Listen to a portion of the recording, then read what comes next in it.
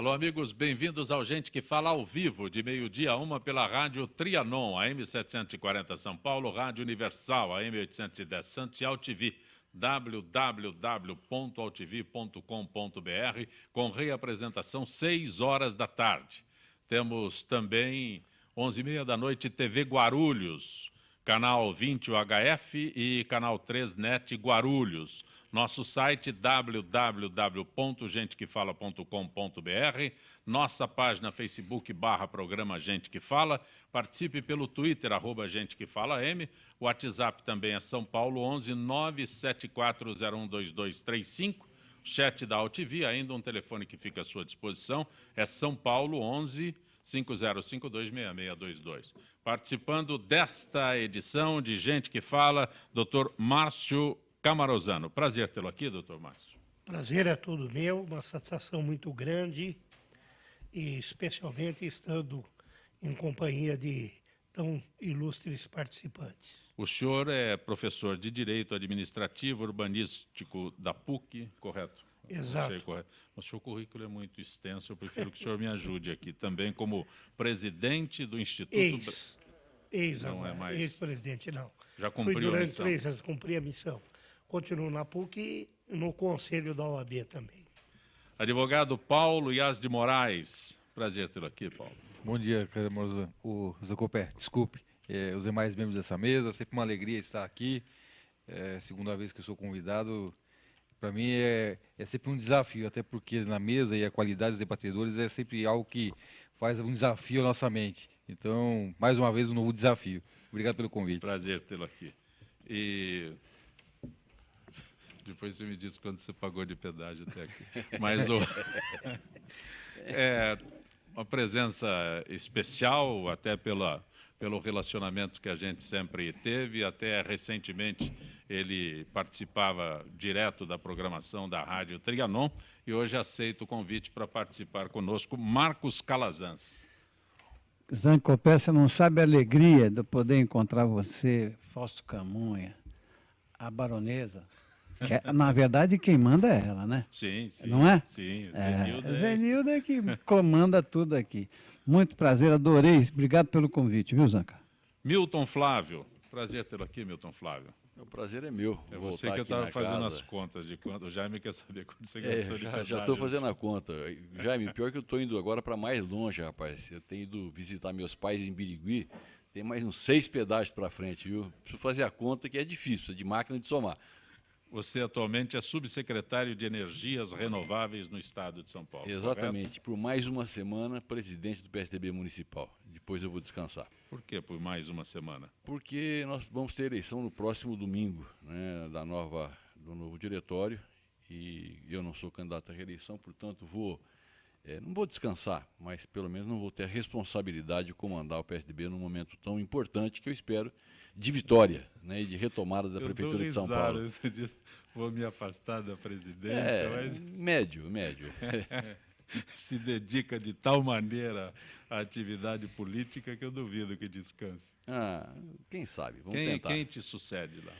Já tem uma definição? Olha, não tem definição. O jogo está em aberto, o Zuzinha era o primeiro candidato, único no primeiro momento, mas depois surgiram 2 ou 3 candidaturas. O Ramalho, deputado estadual, o Ramalho da Construção, o Lepic, né, que foi nosso tesoureiro, e houve aí pelo menos uma ameaça do Trípoli também, o deputado federal, ser candidato. Não sei se vai se confirmar. Portanto, hoje nós temos 3 candidaturas colocadas, uma quarta com possibilidade, e a minha torcida é que eles conversem bastante daqui até o dia da eleição, para que a gente possa ter uma convergência, uma unidade, que permita ao PSDB ter o mesmo bom desempenho que nós tivemos em São Paulo nas eleições do Aécio, do Geraldo e do Serra.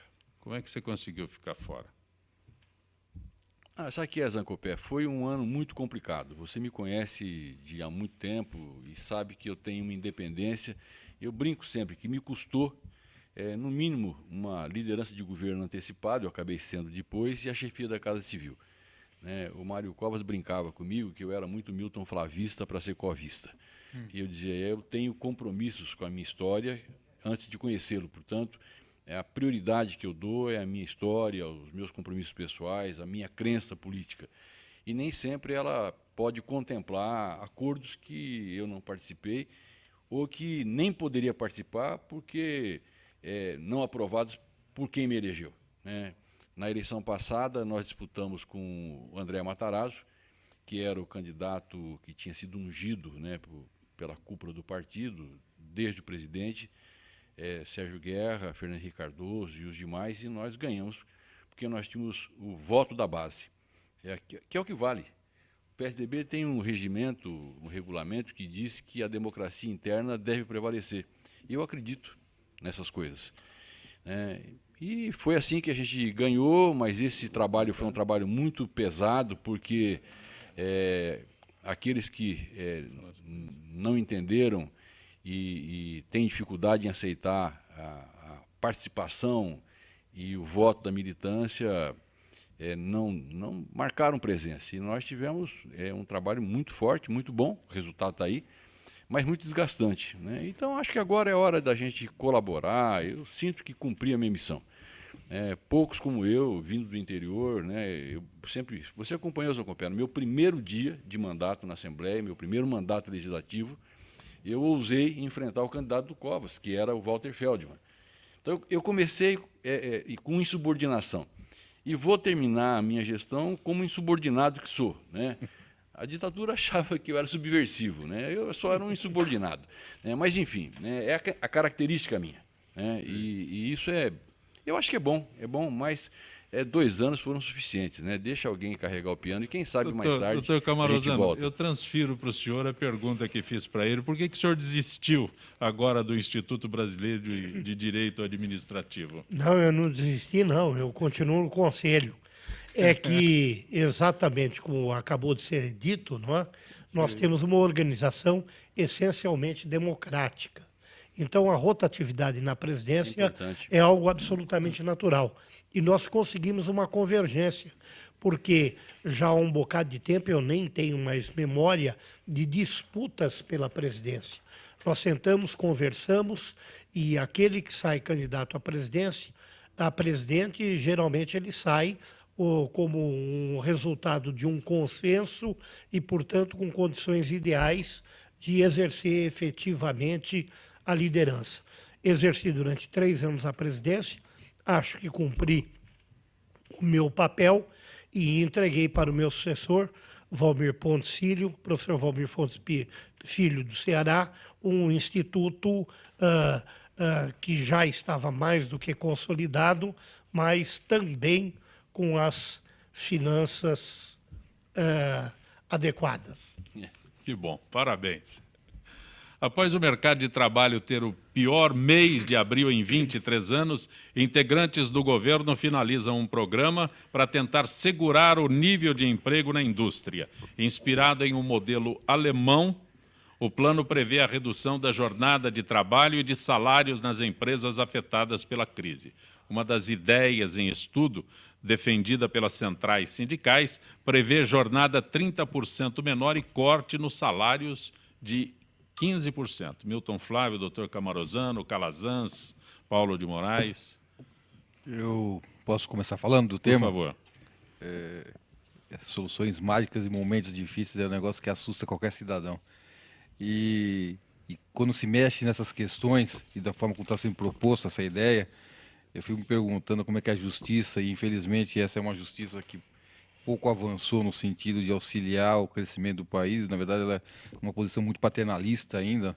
Ela congela as relações de forma a favorecer a disputa judicial. Isso que é a verdade. A Justiça do Trabalho, ela estimula o conflito entre a empresa e o trabalhador. Então, você propõe uma ideia dessa, como é que a Justiça depois vai entender isso? Vai referendar ou vai dizer que você fez uma redução de trabalho, coisa de salário, coisa que legalmente você não pode fazer? Então fica aí a dúvida. Não vamos criar mais um novo problema para as empresas que já vêm sendo tão castigadas e surradas?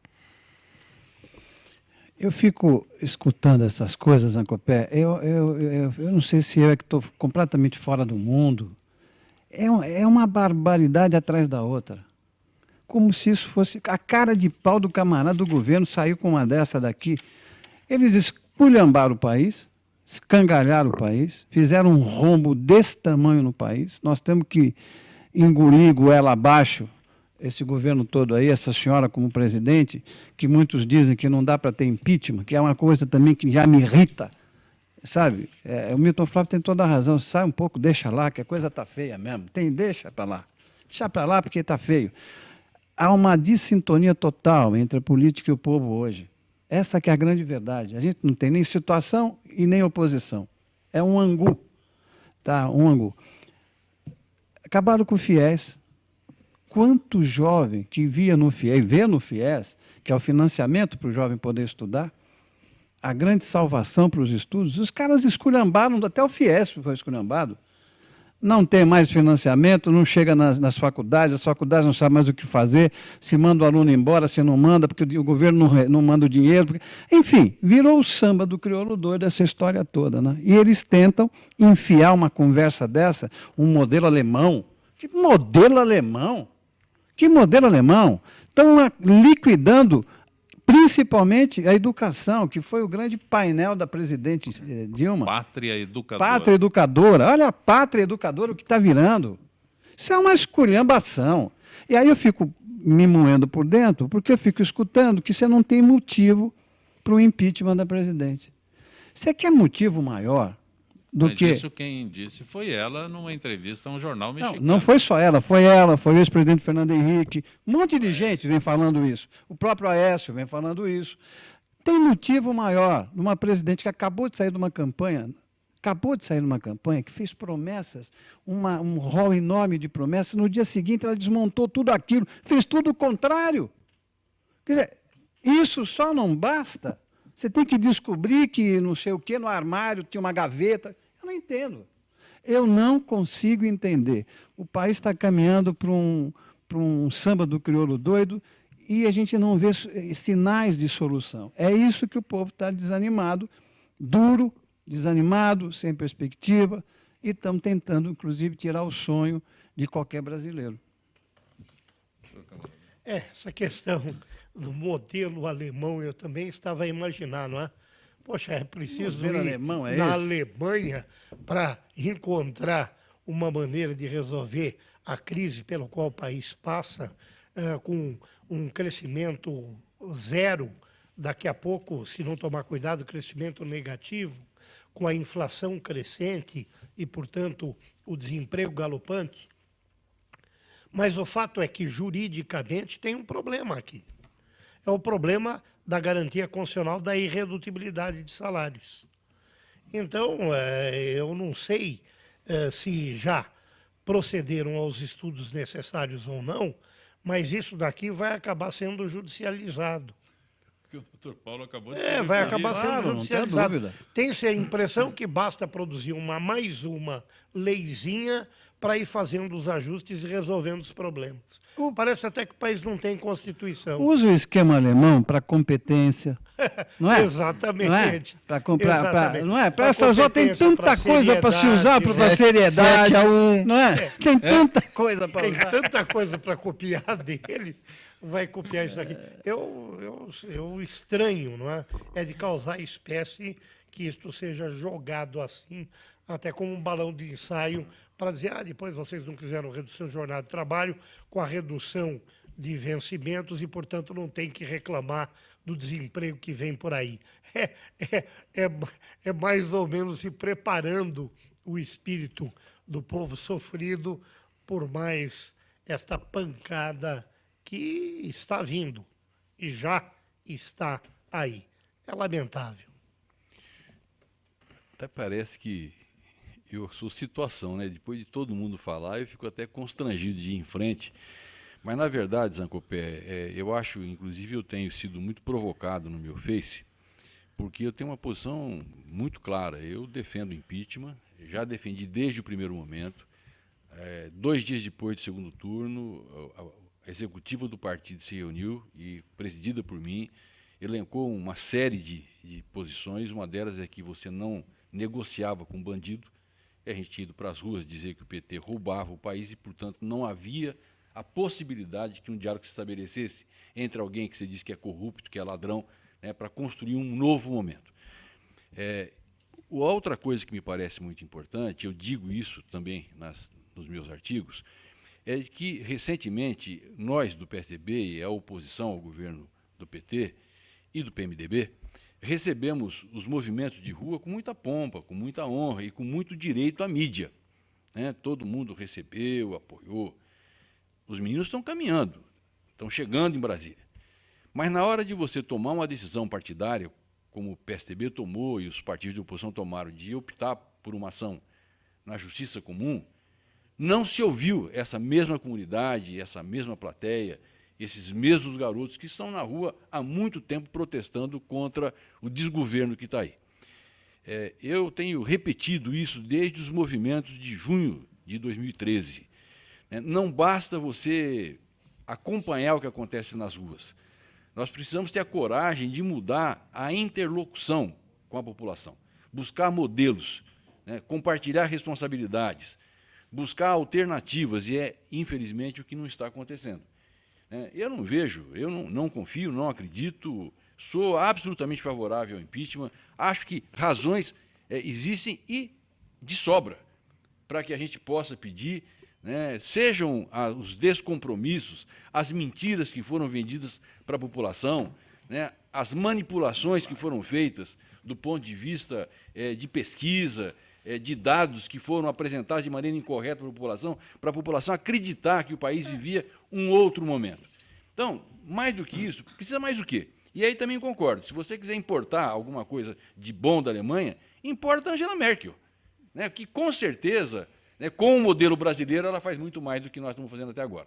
Agora, por outro lado, eu só queria complementar. Também não dá para a gente não avaliar que a situação que nós vivemos é uma situação grave. Falta credibilidade ao governo, mas nós temos que buscar alternativas, né? Porque, infelizmente, a situação é grave, é dramática, mas ela existe. Como é que você sai desse fosso que foi criado? Eu acho que a primeira coisa é botando o PT para fora de lá. Primeira coisa, limpa a casa, varre a sujeira, né? E depois, aí sim, faz um grande pacto onde essas coisas precisam ser compartilhadas, inclusive o governo e os políticos dando a sua conta, dando a sua contrapartida. Não dá para você pedir para o trabalhador, para o cidadão, né, abrir mão não dos privilégios, dos seus direitos, das suas conquistas, enquanto a gente continua com 40 ministérios, continua pagando o que se paga para os cargos de confiança, que são maiores do que a somatória dos maiores países do mundo. Então, ou se faz uma mudança completa na política do país, ou então não dá para conversar. E não dá para reclamar quando o povo vai para as ruas e vai continuar indo. Ou quando faz, como faz agora com os dirigentes petistas, que não pode nem mais ir em restaurante, né? Daqui a pouco não vai poder mesmo, não no Sudeste e particularmente não na capital. Mas, Milton Flávio, você citou a Assembleia Legislativa, onde você exerceu vários mandatos, e quando você fala de situação e oposição, eu fico imaginando que oposição existe no país. Não temos.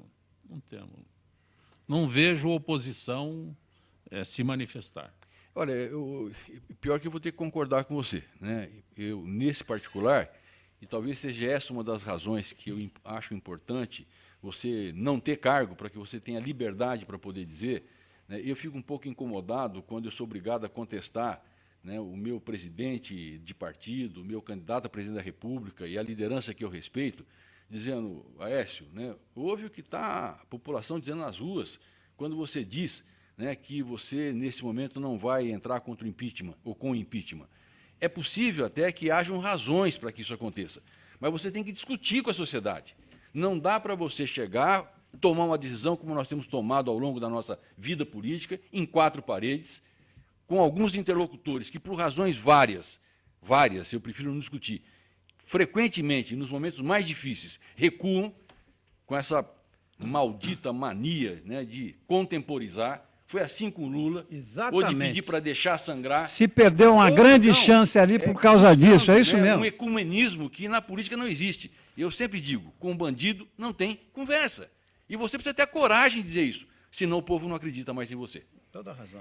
Não seria melhor pensarmos no modelo parlamentarista? É a tese do PSDB. Não é a tese do PSDB. Porque novo plebiscito. Assim, apesar de Aliás, que o escopo do governo é parlamentarista, eu até comungo do sentimento de indignação e a vontade de que o impeachment fosse novamente uma verdade. Mas isso seria muito duro para uma democracia tão jovem e recém-saída de uma situação ditatorial. Desculpa. Mas não seria pior do que nós estamos vivendo hoje. Eu posso falar uma coisa para você, é que a gente esquece a história. Foi o mesmo argumento que usaram, e as mesmas pessoas que hoje são contra o impeachment também eram contra o impeachment do Collor. Chegaram a propor, inclusive, que o PSDB participasse de um governo de coalizão. Não fosse o Mário Covas, o governador que era, com a coragem que tinha, né, de ter batido na mesa e dizer ao PSDB, não. Nós teríamos participado de um governo pífio, teríamos afundado com ele e não teríamos ganho como ganhamos em seguida a eleição.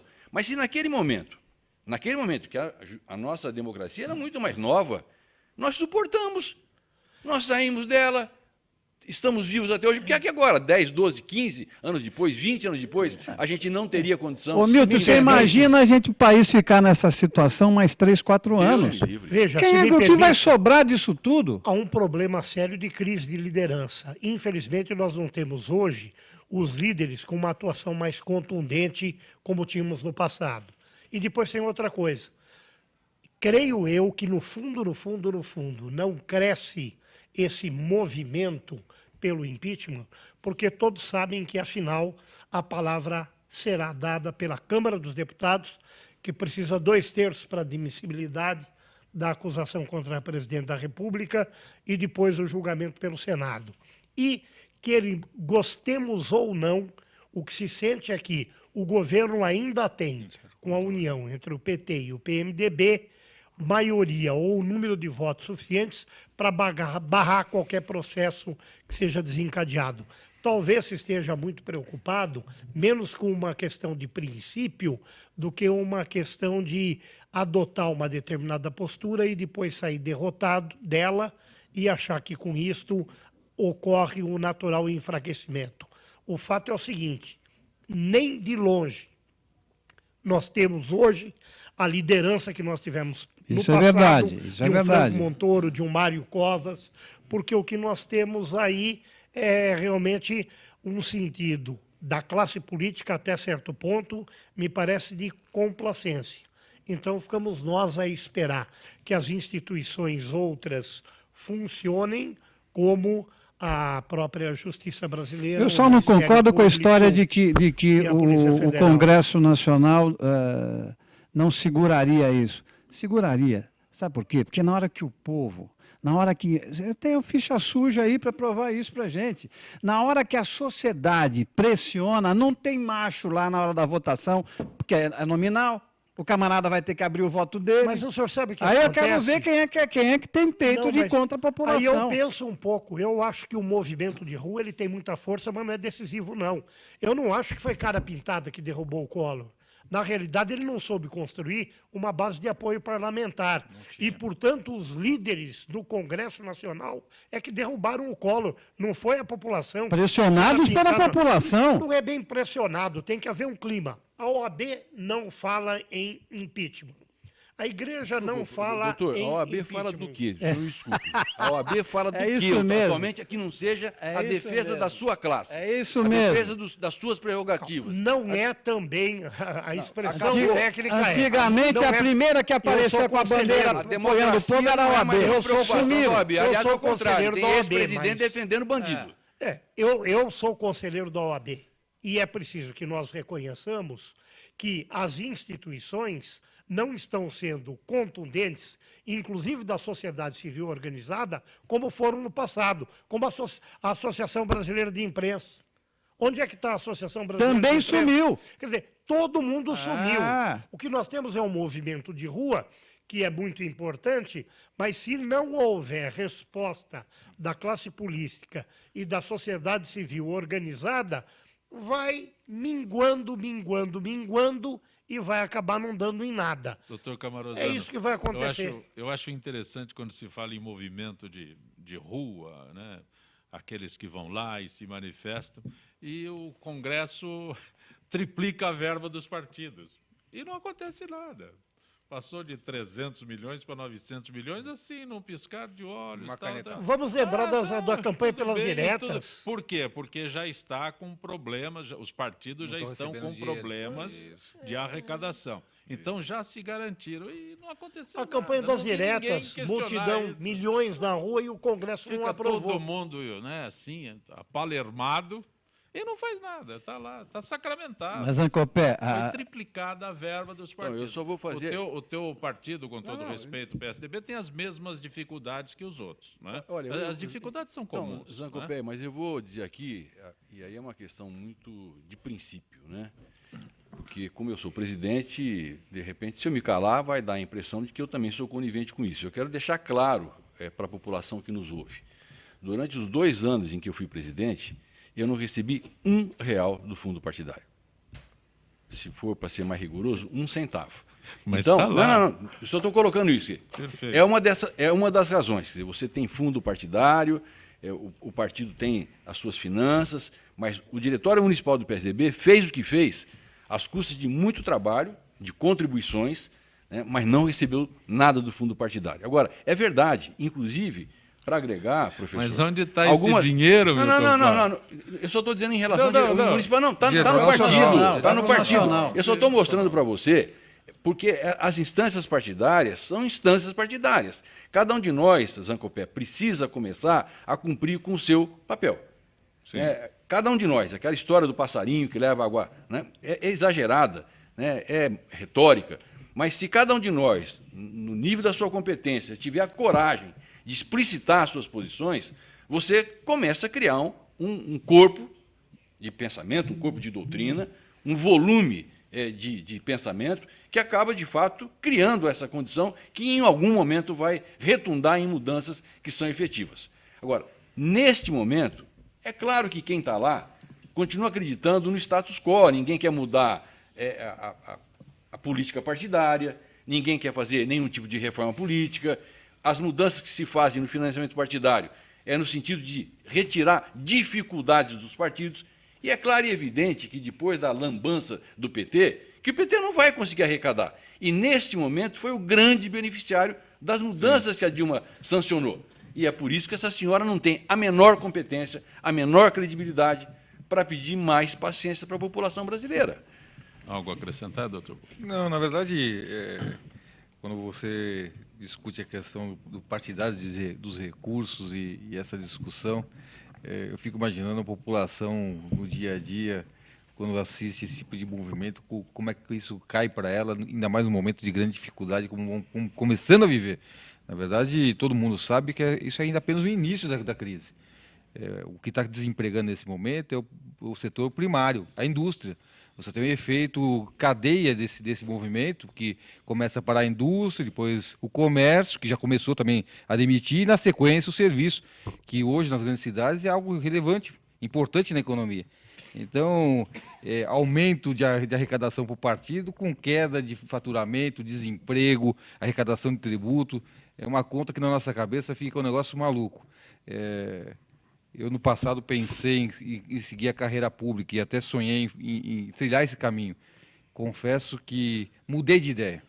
E me sinto absolutamente confortável na situação de estar trabalhando na iniciativa privada, como advogado, auxiliando.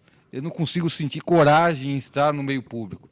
No fundo, eu sinto uma enorme vergonha de ser brasileiro e ter políticos tão ruins como nós estamos tendo nos últimos tempos. Você está acompanhando Gente que Fala pela Rádio Trianon, AM 740 São Paulo, Rádio Universal, AM 810 Santos e AltV, www.altv.com.br, com reapresentação às 6 horas da tarde, também TV Guarulhos, 11h30 da noite. Retornaremos em instantes.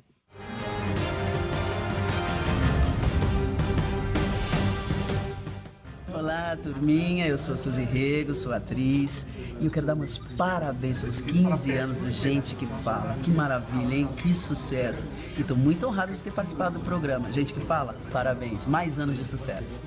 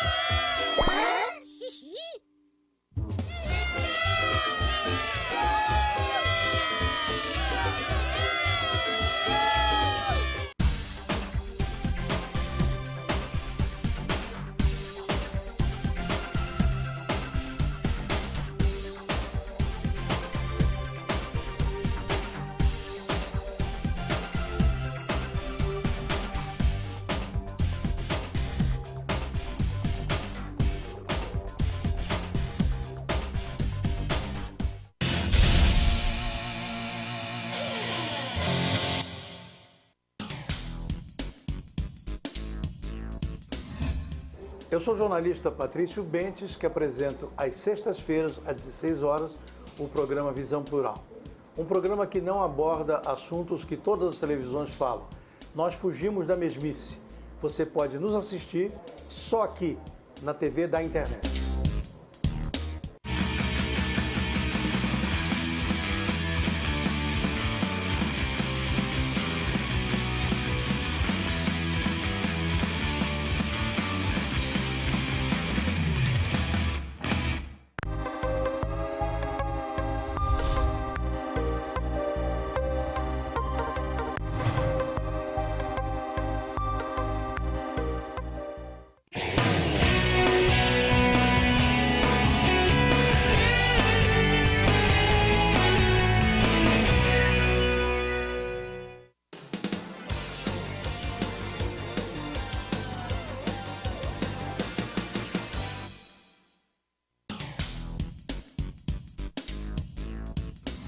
Sim, meus amigos, muito prazer, eu sou Sérgio Oliveira e estou aqui para lembrar vocês que toda segunda-feira, 9 horas da noite, eu estou aqui na TV da internet com o Futebol Alternativo TV.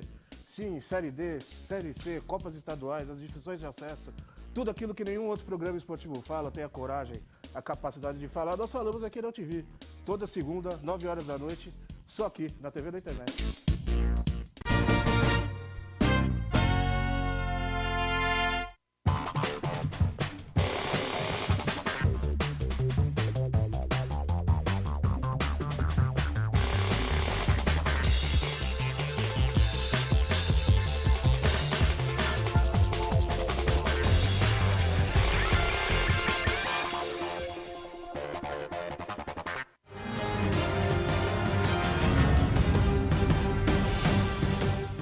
Gente que fala, 15 anos.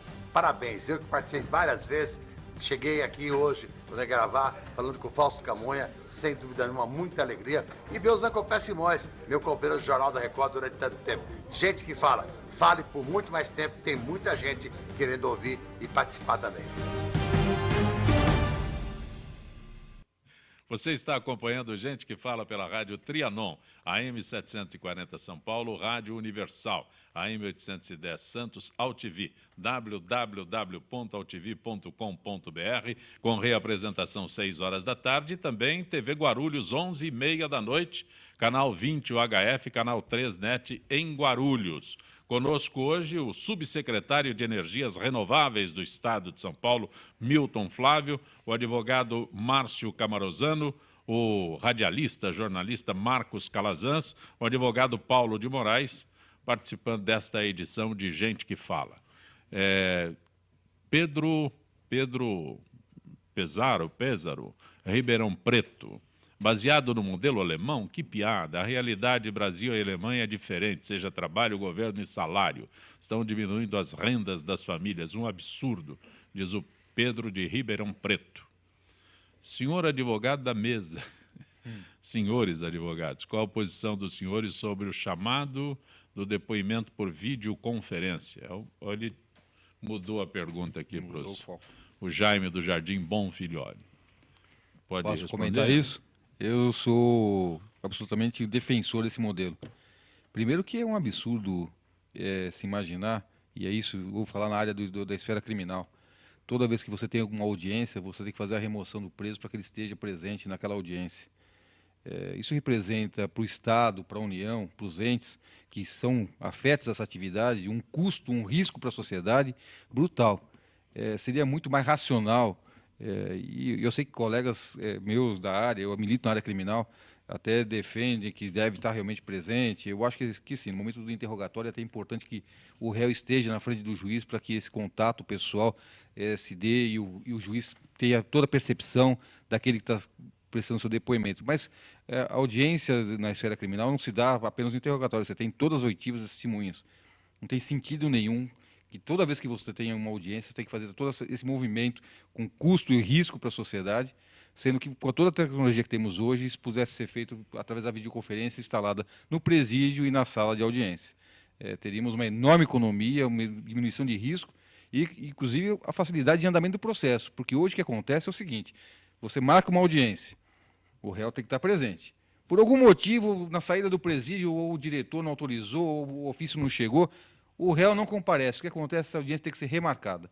E aí, novamente, mais 3, 4 meses à frente, a audiência ser realizada apenas pela falta do comparecimento do réu que está preso. E quase no mundo todo é feito assim, né? Na verdade, escuta, a dificuldade, o judiciário sempre trabalhou com certa dificuldade nos avanços da tecnologia. Eu sou do tempo ainda que eu fiz estágio com a máquina de escrever. E eu me recordo que logo que começou o processo dos computadores... O pior de tudo é que você é jovem. Pois é, não faz tanto tempo. É porque a informática avançou de forma brutal e violenta. Veja o que acontece com as mídias sociais em pouco espaço de tempo, o que elas fizeram com a nossa sociedade. Mas a verdade é que o judiciário, no primeiro momento, quando surgiram os computadores e era possível fazer a petição por computador, a primeira reação do tribunal era: olha, nós não aceitamos petições escritas. Não aceitavam. Você teve um gap, um período para que o tribunal entendesse que uma petição escrita na máquina de escrever é exatamente igual a uma impressa no computador. Meu pai. Eu concordo, em linhas gerais, com o que disse meu colega, apenas faço um pequeno... entendo que algumas exceções devem ser levadas a efeito. Em primeiro lugar, por N razões, o colega advoga na área criminal, eu já advoguei os julgamentos do Tribunal do Júri. Aí nós temos, inclusive, a produção da prova oral em plenário. Eu acho que não dá para substituir por videoconferência. E também para efeito de julgamento de alguns crimes da maior gravidade. Um deles, até que, pela legislação, não é qualificado da maior gravidade, mas eu acho importantíssimo essa presença física, em crimes, e é muito raro a gente ver isso, de abuso de autoridade. Nos crimes de abuso de autoridade, nada como o conforto de alguém estar diante de um juiz, fora da prisão e com liberdade para dizer tudo aquilo que pensa, tudo aquilo que quer, ainda que seja eventualmente para mentir. Isto é, como regra geral, eu acho que é irreversível, é um grande avanço e nós temos que ter. Agora, para determinados tipos de crimes, como os crimes dolosos contra a vida, que é a competência do Tribunal do Júri, e alguns outros crimes, pelas suas peculiaridades, como o crime de abuso de autoridade, eu acho que nós poderíamos pensar em uma ou outra exceção dessa natureza. Não, e faz sentido mesmo. Calazans. Oi. Carlos Maia das Perdizes. A partir de hoje, uma emissora AM, que era jornalística, que pertencia ou continua pertencendo a importante grupo de mídia paulista, transmitirá 24 horas de programação de conteúdo religioso.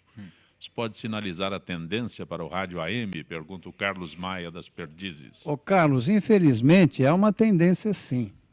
Ele está se referindo à Rádio Estadão, ou Eldorado, não sei bem como é que ficou a nomenclatura, que foi negociado com o grupo religioso, com o R.R. Soares. A partir de agora, é mais uma emissora AM que o mercado perde para a área religiosa, porque eles têm muito dinheiro e o mercado de rádio está com um pires na mão. E nesse tipo de situação vai ser uma atrás da outra, não tenho a menor dúvida disso. Muito embora as AMs tenham uma vida curta, né? Porque tem uma resolução que em 3 ou 4 anos todas as AMs deixarão de existir, se tornarão FMs. E aí a coisa pode mudar.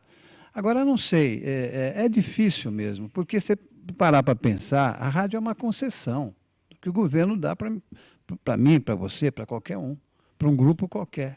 Você negociar isso, na minha cabeça, está totalmente errado. Se é uma concessão que o governo te dá, como é que você vai vender? Agora, isso acontece desde que existe rádio e ninguém toma providência. Ninguém fala nada. Porque ninguém quer mexer nem com grupos fortes e muito menos com grupos religiosos, né? Tem algumas mensagens que foram enviadas, mas não tem a identificação de quem enviou.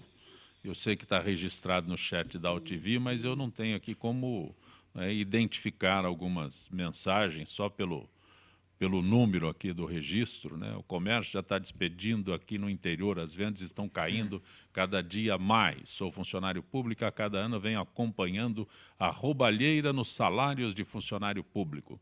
Meu salário ficará abaixo do mínimo no ano que vem. Tem mais aqui, Milton, Marcos Melo da Freguesia do Ó. A exemplo da Dilma e seus ministros, o governador do Paraná, Beto Richa, e seus secretários, né? Como é que é? Para onde vão, a vaia vai atrás. Com direito a panelaço e buzinaço. porque quando um delator deleta alguém do PT, vira herói nacional. Quem deleta tucano é bandido, pergunta o Marcos Melo, da freguesia do Ó. Eu não concordo, não, Marcos. Eu acho que a delação e a delação premiada, ela tem que ser levada em conta, até porque ela segue critérios bastante rígidos. E se as provas não forem produzidas, o delator não tem nenhum benefício com a sua delação. Eu quero deixar muito claro que a minha posição é a de que toda e qualquer acusação deva ser investigada rigorosamente, contra tudo e contra todos. A diferença é que, no caso do Beto Richa, eu não estou aqui fazendo nenhuma exceção. Eu estou tentando reproduzir o que eu vi e o que eu li nas notícias. Parece que dois envolvidos num desvio teriam feito doação à sua campanha. Eu até agora não vi, pelo menos é possível que eu tenha havido e eu não tenha lido, não tenha assistido, em nenhum momento a condição em que nós vimos no PT de que essa doação era uma coisa combinada, uma coisa pactuada, e uma coisa que presidia as relações. Aquilo era feito para que isso acontecesse. Então, mas de qualquer maneira, eu espero que essa investigação aconteça, que aconteça com bastante rapidez, e que, comprovada a culpa, não importa quem seja, esse indivíduo tem que ir para a cadeia, não tem outra alternativa, para a cadeia. E eu acho que vai faltar papuda para colocar todo mundo que já deveria estar lá. Eu tenho dito isso de forma reiterada.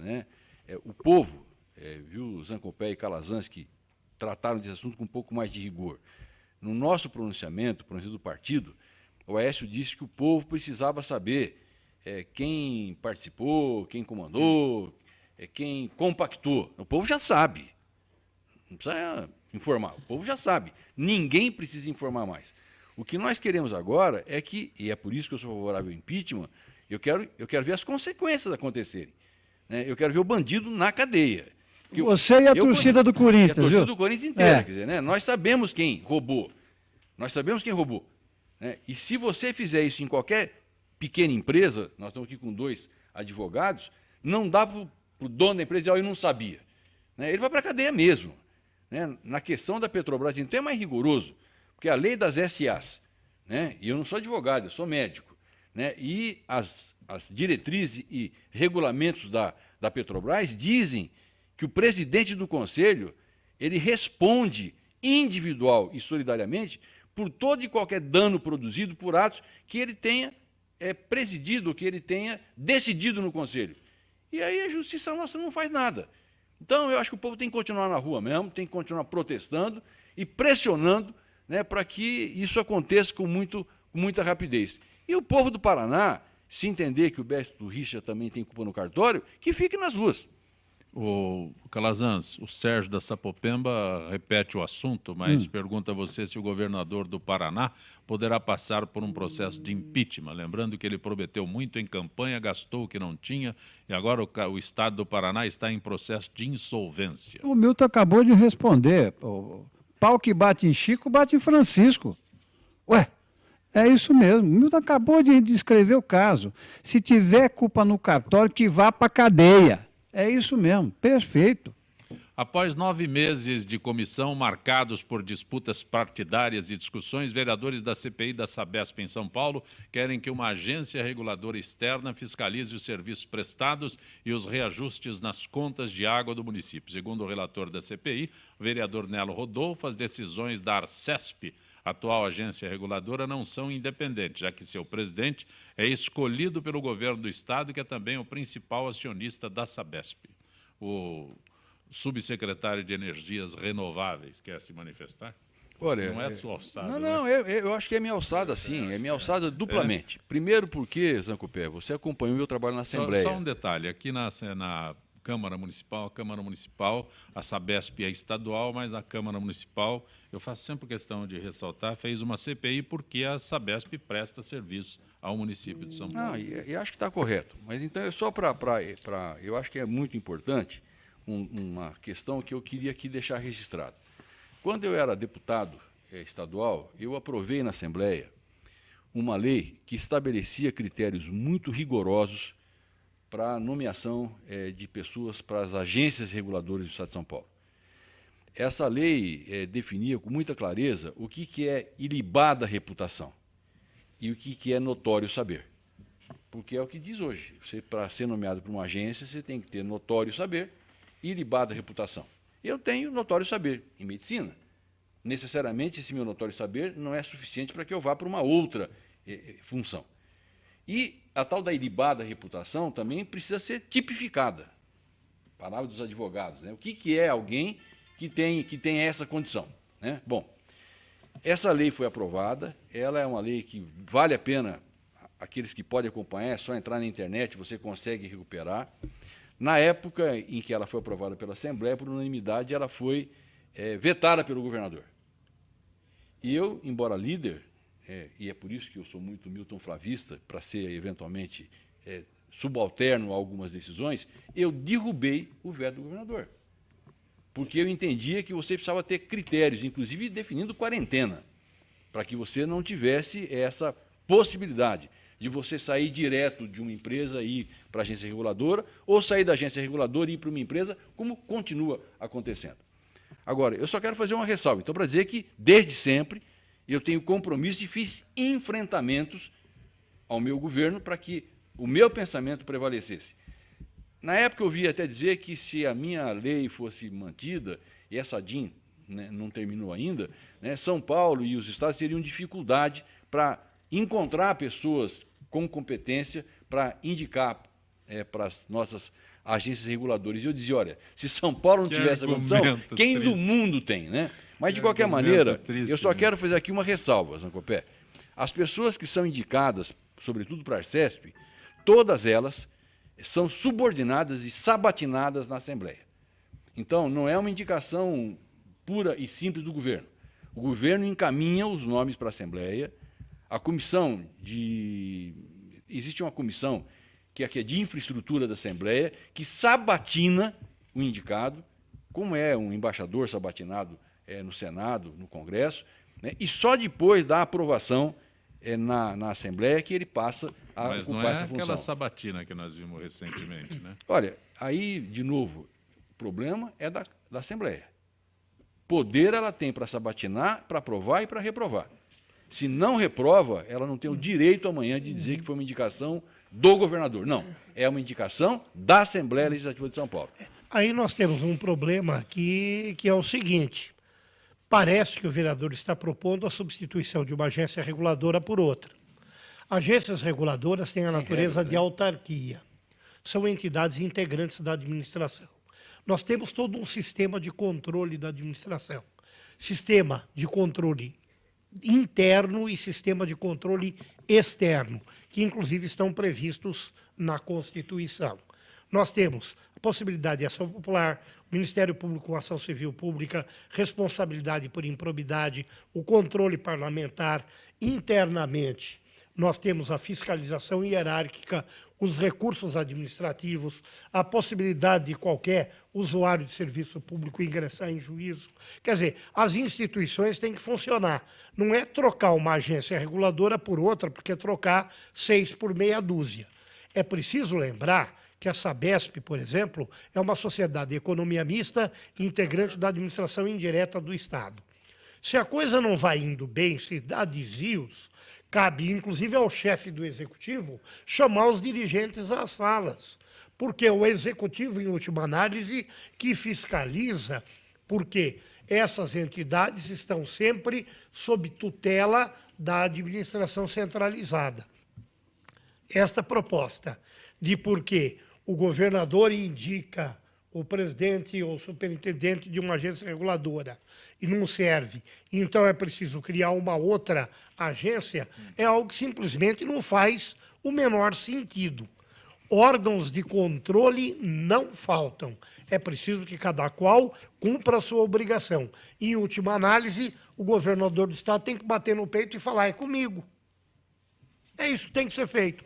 Os deputados estaduais estão aí para quê? Para isso. O Ministério Público está aí para quê? Para isso. Mecanismos nós temos e de sobra. Isso sem contar com o Tribunal de Contas. É preciso que funcione. Uma proposta desta, pelo menos da forma como chega ao meu conhecimento, me parece algo absolutamente destemperado e ineficaz. Até porque nem é esfera da Câmara Municipal, né, doutor Paulo? Na verdade, eu nesse tema até não me atrevo a avançar tanto com uma área que eu não domino tanto. Só me chama a atenção que me parece a Sabesp, além de tudo isso, é uma empresa de capital aberto com ações no mercado, não é isso? O que então implicaria em mais um agente de controle externo com seus acionistas e os órgãos de controle de empresas dessa natureza. Então, eu estou mais ou menos... Como falei, e o conselho também. E o conselho de administração. Então, tão bem lembrado. Controlado, acho que ela está bem controlada. Acho que está faltando só uma ordenação ou as pessoas olharem melhor esse tema. Na verdade, o vereador, né, está aproveitando esse momento para ganhar um espaço na mídia, fazer uma proposta. É isso aí. É isso aí. Ele quer ganhar um espacinho aí. Que, veja, olha, para vocês terem uma ideia, olha o absurdo da história. Eu vou até tirar o óculos para ver melhor.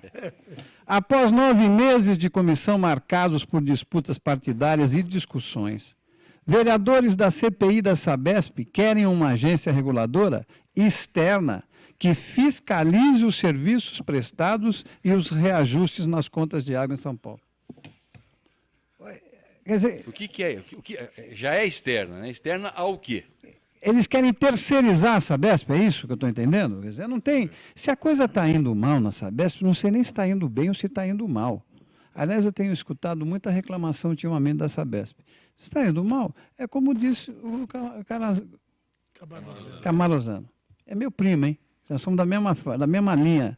Calazans, tudo ali, tudo pertinho. Para mim é óbvio. É isso. O governador tem que pegar o peão na unha e resolver o problema. É ou não é? Sim. Como parece que tentou resolver, porque mudou inclusive a presidência da Sabesp há pouquíssimo tempo. Na mudança de governo ele mudou. Não é? O presidente Mudou da agora. Sabesp, mas Agora. Não mudou muito. Agora, é uma bobagem. Nesse espaço que eu estou no governo, na Secretaria de Energia, já foram trocados 2 ou 3 presidentes da Arcesp. Foram trocados da agência reguladora, mas seguindo critérios. Eles são eleitos por um conselho. Mas o importante é isso, todos são sabatinados. Os nomes passam pela Assembleia. Não é uma indicação direta do governador que indica o Pedro, Paulo e o João, e eles vão lá. Não, ao contrário. Você indica um profissional que tem que ter competência. De novo, insisto, é sabatinado pela Assembleia, e só depois de aprovado o nome, pela sua competência, pela sua qualidade e independência, é que ele vai para lá e é aprovado. Milton, mas isso tudo, essa... Olha, só para dar uma ideia, e o presidente dessa comissão, via de regra, é do PT. Só para dar o dado, é do PT. Nem sei que partido está o Nelo Rodolfo. Não. Mas no caso da Assembleia. Da Assembleia. Mas no caso o Nelo está em que partido? Eu não sei também. Não tem ideia. Não sei nem por onde ele anda. Mas essa história também de vai lá, responde... É um sistema também que o povo já não acredita mais nada disso. Não tem cabimento ministro do Supremo ser nomeado pelo presidente da República, presidente do Tribunal de Contas ser pelo governador ou pelo prefeito. É tudo uma esculhambação. Faz de conta danado. Precisa dar uma virada no país e está chegando a hora certinha da gente dar essa virada. Acabar com isso tudo, acabar com essa conversa e a gente ir para cima da coisa séria. O que é que o povo quer? O povo quer? Não, todo mundo sabe que o povo quer. Quer isso? Então vamos aqui. Pum! E está aí, chegando a oportunidade. Milton Flávio, é sempre muito bom tê-lo aqui no nosso Gente que Fala. Espero que possa retornar muitas outras vezes. Eu que agradeço a oportunidade e eu fico aqui muito feliz porque essa tribuna, durante muitos anos, foi a tribuna que eu usei para divulgar o meu trabalho parlamentar. E eu sempre tive nessa casa apoio, não apoio eleitoral, mas um espaço para poder debater os temas que me eram bastante caros. E agora eu continuo tendo, como subsecretário de Energias Renováveis, e quero aqui destacar, só para ficar mais uma vez também registrado.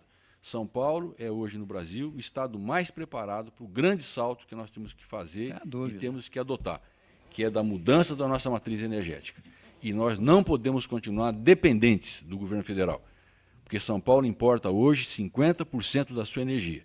E se a gente confiar no governo federal e ele não cumprir, como não deve cumprir, né, aquilo que deva fazer, o que deve fazer na área da energia elétrica, o grande estádio, o grande perdedor será São Paulo. Dr. Márcio Camarosano, grato por ter vindo ao nosso Gente que Fala. Quem agradece sou eu, porque para mim é sempre uma experiência enriquecedora. Estive aqui em outras oportunidades e todos nós aprendemos, não é? Ao longo dos debates, das observações, ouvindo com muita atenção as judiciosas anotações e observações que são feitas e, portanto, só me resta realmente agradecer profundamente a honra do convite, a oportunidade de estar aqui sob seu comando, e a gente sempre vai embora com aquela sensação de quero mais. Dr. Paulo de Moraes. Eu agradeço, gostaria de agradecer o convite, e também os membros dessa mesa. Como disse, aqui a bancada é sempre um desafio, e é um desafio para a mente e um aprendizado. Então, eu saio com a certeza de hoje ter aprendido um pouquinho mais, feliz. E também na esperança de ser convidado novamente. Marcos Calazans. Ô, Zanca, muito obrigado. Com certeza o Carlão lá de Moema está eufórico, porque ele exigia que eu dissesse na sequência Trianon Marcos Calazans. É verdade. Ô, Carlão, obrigado, querido. E eu estou aproveitando para dar uma descansada, que eu estava precisando mesmo, muitos anos. Rapaz, eu não tiro férias, acho que há mais de 15 anos. Porque eu não sei o que é sair 15 dias com a família. Está tudo errado, não é? Tá mesmo. Então, aproveitando para dar uma descansada, e quem sabe a gente já está de volta em alguma rádio no éter. Muito bom tê-lo aqui. Um abraço, Calazans. Parabéns por todo o período que você teve conosco. Obrigado, viu, querido? Na Rádio Trianon, só enriquecendo a programação. Hoje, programa Futebol Alternativo TV, às 21 horas, com a apresentação de Sérgio Oliveira. Tudo sobre as séries B, C e D. Notícias e novidades dos campeonatos. Não perca, 21h, altv.com.br. Registrando com muita alegria o aniversário hoje de Cicarelli, meu querido Cicarelli, né, colhendo mais uma florzinha na sua existência, um dos profissionais mais competentes, não só do rádio, como também da televisão, que a gente tem o privilégio de conviver. Gente que Fala tem na direção-geral o jornalista Fausto Camunha, a diretora de produção Zenilda Salvato, a redação Raela Brandão, Pedro Esquiavon, na pauta o aniversariante José Carlos Cicarelli, produção cultural Ricardo Godoy, na rádio Trianon, Benê, Cléo Rodrigues, Neildo Neres, Ricardo Valim, na direção da UTV Alberto Luquete, na técnica James Eduardo, Marcelo Fontan, Sérgio Oliveira e Iago Matsumoto. Estaremos de volta amanhã, meio-dia. Gratos, até lá.